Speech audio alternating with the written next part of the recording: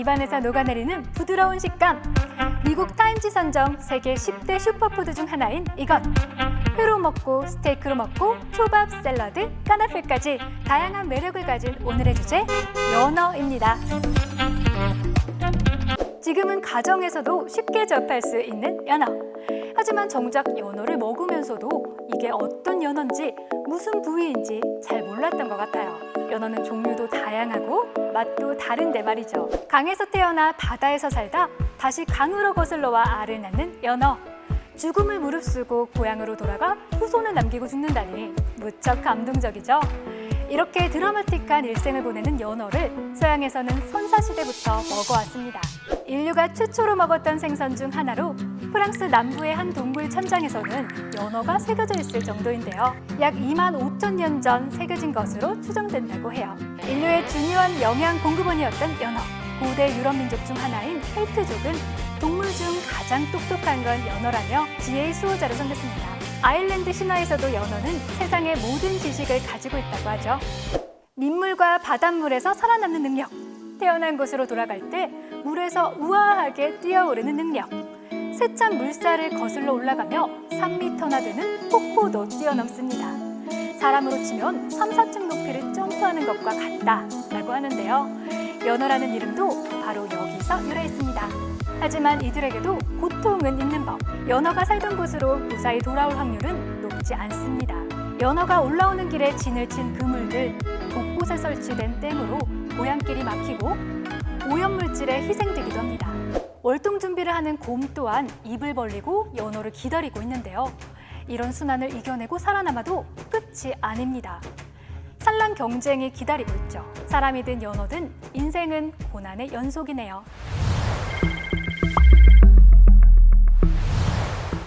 사실 연어는 맛도 맛이지만 연어 붐을 일으키는 데에는 영양과 효능이 큰 지분을 차지했는데요. 오랜 시간 인류의 단백질 공급원이었던 만큼 고단백 저칼로리는 기본. 우리 몸에 이로운 오메가3가 풍부합니다.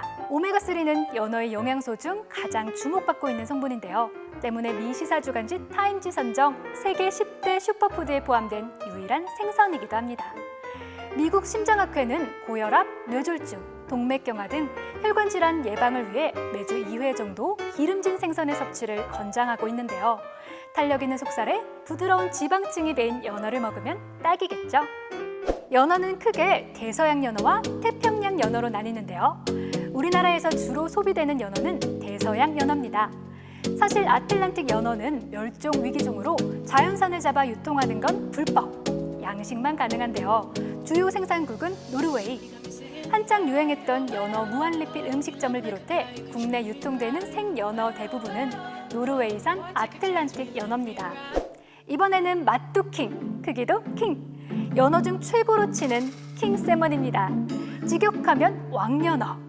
연어의 맛은 크기와 신선도가 좌우하는 만큼 가장 큰 연어인데요.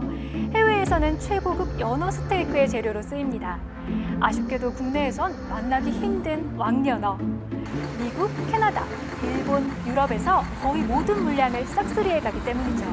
왕연어 다음으로 쳐준다는 홍연어. 붉은 속살이 인상적입니다. 양식이 잘 되지 않아 자연산으로만 유통되고 있는데요. 고급 어종에다 자연산이라는 프리미엄까지 붙어 가격이 비싼 게 흠이죠.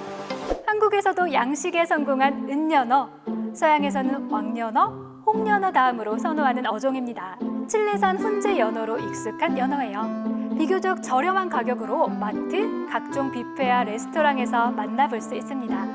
산란기에 우리나라 강으로 돌아오는 연어도 있습니다. 시마연어와 백연어입니다. 이 중 시마연어는 강원도에서 열리는 산천어 축제의 주인공이기도 한데요. 산천어가 바로 시마연어예요. 똑같은 어종이지만 강에 남으면 산천어로 부르고 바다로 나가 자라면 시마연어가 되는 것이죠.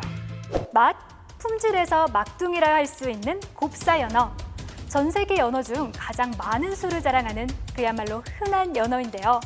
횟감이나 스테이크로 쓰기엔 뭔가 아쉬운 맛과 크기. 주로 통조림과 가공식품으로 쓰입니다. 정리하자면 우리가 가장 많이 먹는 연어는 노르웨이산, 칠레산, 양식 연어이고 대서양 연어가 압도적입니다. 선택폭이 넓지는 않은데요. 킹 연어를 비롯해 다양한 연어를 국내에서도 빨리 만나볼 수 있으면 좋겠네요. 우리나라나 일본에서는 초밥이나 연어회 덮밥이 인기인데요. 서양에선 스테이크나 샌드위치, 샐러드가 발달했습니다.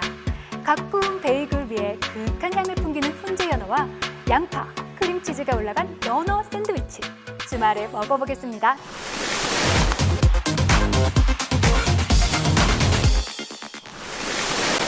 사시미와 스시의 나라 일본. 초밥 종주국인 만큼 연어 초밥 또한 당연히 일본에서 먹었겠지라는 생각이 드는데요. 사실 일본에서는 다른 생선은 몰라도 연어를 날로 먹는 문화는 없었습니다. 일본에서 잡히는 자연산 태평양 연어에 기생충이 있었기 때문이에요. 그런 일본에서 어떻게 연어 초밥이 탄생했을까요? 연어 초밥은 노르웨이의 아이디어입니다. 세계 최대 양식 연어 수출국 노르웨이가 일본에 연어를 팔기 위해 만든 음식이죠. 물론 만만치는 않았습니다. 연어만큼은 날로 먹지 않는 일본의 문화를 넘어서기 위해 노르웨이는 프로젝트 재팬을 시작, 엄청난 홍보와 이벤트, 마케팅을 진행하게 됩니다.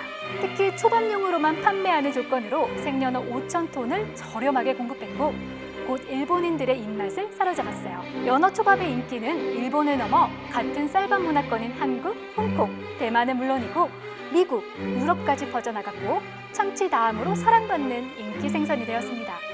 일본의 전통을 이겨내기 위해 될 때까지 부딪힌 노르웨이, 그리고 알을 낳기 위해 강을 거슬러 올라가는 연어, 둘이 닮았네요.